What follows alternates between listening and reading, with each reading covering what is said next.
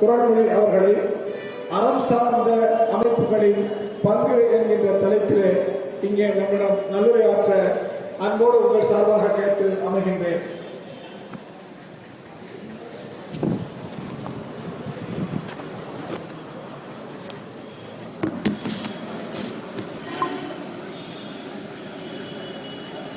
அன்பார்ந்த தமிழ்நாடு மின்சார பொதுவியல் பொறியாளர் கழகத்தின் பேரவை முதல் கூட்டத்தின் தலைவர், வள்ளுவ நெறியை தம் வாழ்நாள் குறியாக கொண்டு செயல்பட்டு கொண்டிருக்கிற அருமை இளவல் தம்பி ராமகண்ணன் அவர்களே, சமூக தொண்டு அமைப்புகளின் அறம் சார்ந்த செயல்பாடுகள் என்ற தலைப்பை என்னை பேச அழைத்தமைக்கு நான் மகிழ்ச்சி அடைகிறேன். என்னுடைய சுமையை பெருமளவு அம்மையார் பாலபாரதி அவர்கள் குறைத்திருக்கிறார்கள். சமூகத்தில் பெண்களும் உண்டு, ஏன் இந்த சமூகத்தில் நீங்களும் உண்டு, இந்த பொறியாளர் சங்கமும் உண்டு. எல்லாம் அடங்கியதுதான் ஒரு சமூகம். சமூகம் என்கிறோமே, அதற்கு என்ன அடையாளம்? ஒரு மனிதனுக்கு அங்க அடையாளங்களை ஆவணப்படுத்துவார்கள், மச்சம் மற்றும் வடு போன்ற அடையாளங்களை ஆவணப்படுத்துவார்கள். அந்த மனிதனை இன்னார்தான் என்று மெய்ப்பிப்பதற்கு அந்த பதிவுகள் உதவியாக இருக்கும். ஒரு மனிதனுக்கு எப்படி அங்க அடையாளங்கள் இன்றியமையாதனவையோ, அதே போல ஒரு சமூகத்துக்கும் அடையாளங்கள் உண்டல்லவா? அந்த அடையாளங்கள் என்ன என்பதை முதலில் நாம் பார்க்க வேண்டும். இன்றைக்கு மொழிப்போர் ஈகியரின் நினைவு நாளாக நாம் கொண்டாடி கொண்டிருக்கிறோம். எனக்கு ஒரு பெரும் மகிழ்ச்சி, தம்பி பொய்யாமொழி அவர்கள், மகேஷ் பொய்யாமொழி அவர்களிடம் இப்போது எனக்கு எழுந்தது. மொழிப்போர் தியாகிகளை விட இந்த பொறியாளர்கள் அமைப்பு தான் நமக்கு முதலில் சென்று பார்க்க வேண்டியது என்று வந்தாரே, அந்த கடமை உணர்ச்சி, அதை நான் வரவேற்கிறேன். அந்த உணர்ச்சி காலையில் நம்மால் காண முடியவில்லை. மொழிப்போர் ஈகையரின் அந்த நினைவு நாள் தான் காலையில் வர வேண்டியவர்களுக்கு இருந்ததே தவிர, இவ்வளவு பெரும் திரளாக கூடியிருக்கிற பொறியாளர் பெருமக்களின் கோரிக்கைகள், தேவைகள், அதை நிறைவேற்றுகிற வழிமுறைகளை பற்றி அவர்களுக்கு தெரியவில்லை. அரசியல் அப்படித்தான் போகும். ஆக ஒரு சமூகத்தின் அடையாளம் உடையில் இருக்கிறதா என்றால், உடைகள் காலத்திற்கு காலம் மாறுகிறது. உணவில் இருக்கிறதா என்றால், உணவு பழக்கமும் காலத்துக்கு காலம் மாறுகிறது. ஆனால் எது உண்மையான அடையாளம்? சற்று முன் சொன்னேனே, மொழிக்காக உயிரிழந்த அந்த போராளிகள், அதுதான் ஒரு சமூகத்தின் அடையாளம். மொழி, நம்முடைய அடையாளம் தமிழ். அந்த தமிழ் மொழியை அடையாளமாக பெற்ற நாம் பயன்பாடு என்று பார்க்கும்போது மிகவும் ஏமாற்ற நிலையிலே தான் நாம் இருக்கிறோம் என்பதை நீங்களும் ஒத்துக்கொள்வீர்கள். வழக்காடு மன்றத்திலே தமிழ் இல்லை, கோயில்களிலே தமிழ் இல்லை, பயிற்று மொழியாக தமிழ் இல்லை, அரசு அலுவலகங்களிலே தமிழ் இல்லை. ஆனால் நாம் தமிழன் என்று சொல்லிக் கொள்கிறோம். மற்ற மாநிலங்கள், மற்ற நாடுகளை நோக்கும்போது அவர்கள் சரியாக இருக்கிறார்கள் மொழி நிலையில் என்பதை நாம் பார்க்க முடிகிறது. அந்த வகையிலே மொழி காப்பு ஒன்றே இன்றைய முதன்மையான தேவை என்பதை நாம் எல்லாம் கருத்தில் கொண்டு செயல்பட வேண்டும் என்பது என்னுடைய கோரிக்கை. உங்களுடைய கோரிக்கை, உங்களுடைய வாழ்வாதார கோரிக்கை, உங்களுடைய பணி சுமைகளை பற்றிய கோரிக்கை.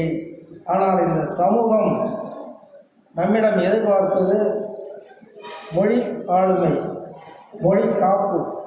அந்த நிலையிலும் நாம் சிந்தித்து செயல்பட வேண்டும் என்பதுதான் என்னுடைய கோரிக்கையாக உங்கள் முன்னால் வைக்க நான் கடமைப்பட்டிருக்கிறேன். அரசு அலுவலகங்களில் பணியாற்றுபவர்கள் கூடுமானவரை தமிழிலேயே தங்களுடைய அலுவல்களை நடத்திட வேண்டும். தம்பி கண்ணன் அவர்கள் அதை செவ்வனே செய்து வருவதை நான் அறிவேன். பெரும்பாலும் அவர் தமிழில்தான் தொடர்பு கொண்டு தன்னுடைய கையொப்பங்களை கூட தமிழில் தான் கொடுப்பவராக இருக்கிறார். அந்த வகையிலே நாமும் இந்த சமூக தொண்டு என்பது தமிழ் தொண்டாகவும் நாம் கருத வேண்டும். பொறியாளர்கள் செய்வதும் சமூக தொண்டு தான். நான் வரும்போது தெருக்கூட்டுபவர் ஒரு தோழரை பார்த்தேன். அந்த தெருக்கூட்டுபவர் தான் செய்கிறது தொழிலாக நினைக்கிறார். தான் வாங்குகிற சம்பளத்துக்கான வேலையாக அவர் நினைக்கிறார். ஆனால் உண்மையில் பார்த்தால் அது ஒரு சமூக தொண்டு. அந்த தொண்டை அவர் செய்யாவிட்டால், அண்மையிலே நாம் மகாராஷ்டிரத்தில் பார்த்தோம், தங்களுடைய கோரிக்கைகள் நிறைவேறாதமைக்காக அப்படியே அந்த குப்பைகளை அல்லாமல் நாள் கணக்கில் போட்டு அந்த மகாராஷ்டிர மாநிலத்தையே நாரடித்ததை நாம் பார்த்தோம். ஆக அவருடைய தேவை நமக்கு தெரிகிறது. அதனால்தான் தெருக்கூட்டுபவர் என்கிற பெயர் மாறி துப்புரவு தொழிலாளர் என்கிற நிலைக்கு உயர்ந்து இன்றைக்கு தூய்மை பணியாளர்கள் என்கிற பெயரில் அவர்கள் இருப்பதற்கு அவர்கள் செய்கிற தொண்டுதான் உண்மையான காரணம். அந்த வகையில் ஒவ்வொருவரும் அரசு அலுவலகங்களில் பணிபுரிபவரும் பணி செய்யவில்லை, தொண்டு செய்கிறார்கள். இந்த சமூகத்தின் வரியை, இந்த சமூகத்தின் எதிர்பார்ப்பை அவர்கள் நிறைவேற்றுபவர்களாக இருப்பதால் தான் அவர்கள் தொழில் செய்யவில்லை, தொண்டு செய்கிறார்கள். நாம் தொண்டு செய்கிறோம் என்கிற நினைவோடு செயல்பட வேண்டும். தொண்டு செய்கிறோம் என்கிற நினைவோடு செயல்பட்டால் எடுத்த காரியங்களில் நேர்மை இருக்கும், நியாயம் இருக்கும், அடுத்தவர்களுக்கு உதவுகிற மனப்பான்மை இருக்கும். ஒன்று மட்டும் இருக்காது, அது ஊழல். அந்த சமூக சிந்தனையோடு செயல்படாத காரணத்தால் தான் ஊழல் என்கிற சொல்லே ஊழ் என்றால் முறை, ஊழ் அல்லாதது ஊழல். இது திருக்குறளில் வருகிற சொல்லாட்சி. அந்த ஊழல் பெருகியதற்கு காரணம், அடிப்படை காரணம், இன்றைக்கு நீங்கள் என்னோடு உடன்படுவீர்கள் என்ற கருத்தில் தான் சொல்கிறேன். நாள்தோறும் வருகிற அரசு அலுவலர்கள் கையங்களவுமாக பிடிபடும் போது இதுதான் உண்மையான காரணம். தன் பெண்டாட்டி, தன் குடும்பம், தன் சம்பாத்தியம் என்று இருக்கிற வரைக்கும் இந்த மனப்பான்மை தான் வளரும். அதை விடுத்து சமூக சிந்தனையோடு நாம் செயல்பட வேண்டும். அப்படி செயல்படும் போது நமக்கு உரிய அங்கீகாரம், நமக்கு உரிய கோரிக்கைகளுடைய வெற்றி நமக்கு கிடைக்கும். இங்கே நான் பார்க்கிறேன், அந்த படங்களாக நமக்கு காட்சி அளிப்பவர்கள் இந்த திருச்சிராப்பள்ளி தமிழ்ச்சங்கத்தில் பொறுப்பாளர்களாக இருந்து மறைந்தவர்கள். அவர்கள் இல்லையானால் இந்த தமிழ்ச்சங்கம் இல்லை.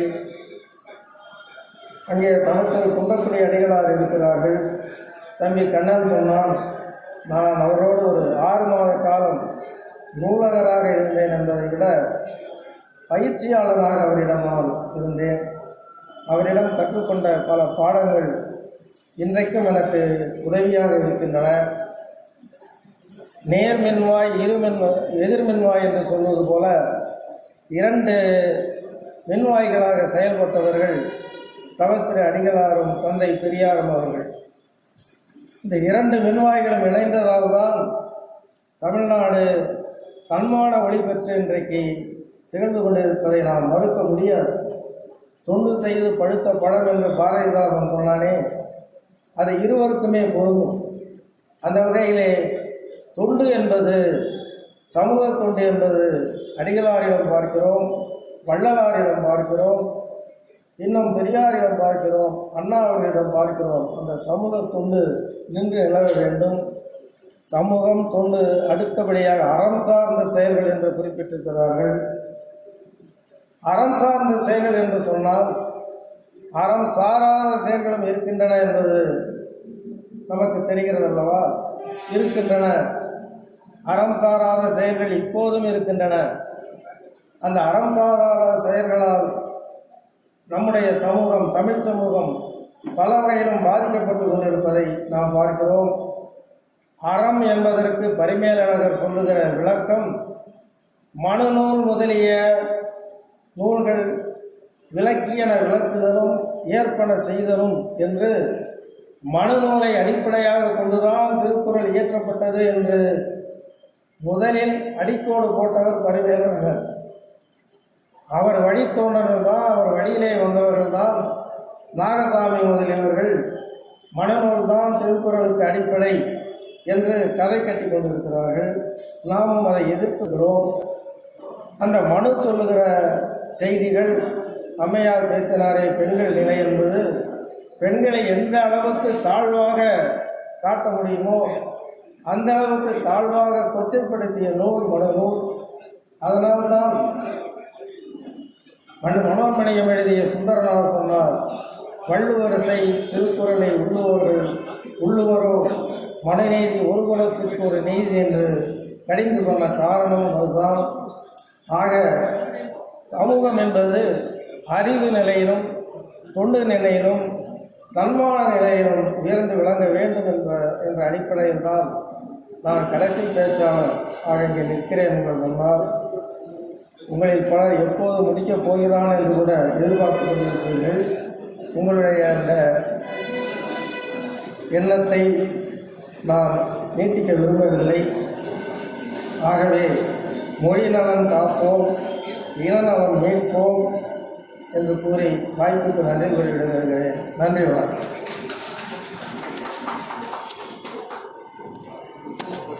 இந்த நிகழ்வில் அறம் சார்ந்த செயல்களிலே